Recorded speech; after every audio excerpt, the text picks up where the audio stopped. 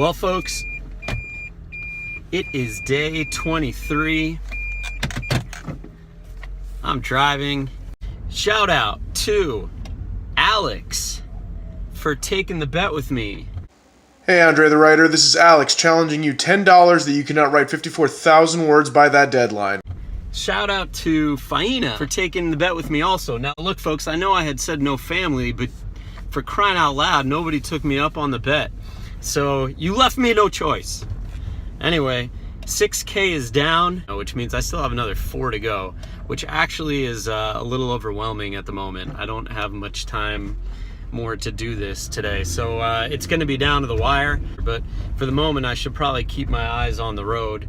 Otherwise this might turn into a very different kind of YouTube video. ANDRÉS, the writer, in 30 days, he's writing his novel.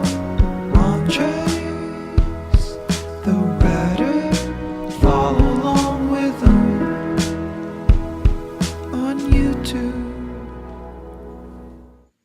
Hi Andres, I just wanted to say that I received the money you sent me, and it means so much to me that you sent me money, and I'm gonna go take myself out to a nice dinner. So thank you, and good luck with whatever you're doing. 10,000 words, folks.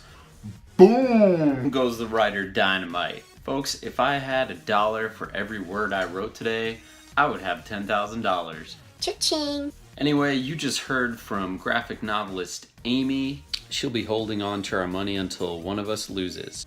Thanks, Amy. And look, folks, bets have been made. I am on top of my game. 10,000 words were crushed today. We will hold 10,000 funerals for all of them.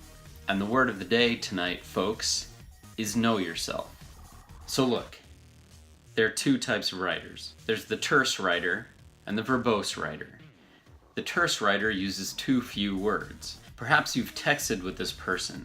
You dinner house. You dinner house? What the hell's a you dinner house? This type of writer, when they edit their rough draft, will have to flesh out their work. We'll have to add more words, more descriptions, more setting, etc. The verbose writer you probably all know also. Think about a person who you ask how their day went, and suddenly they're telling you about their great-grandmother.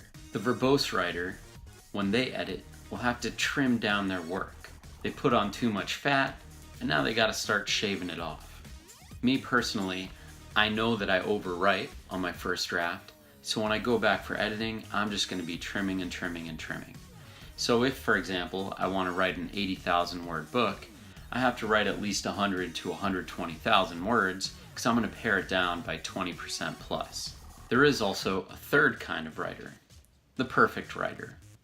This writer thinks that everything he or she writes is gold. A perfect writer is easy to spot.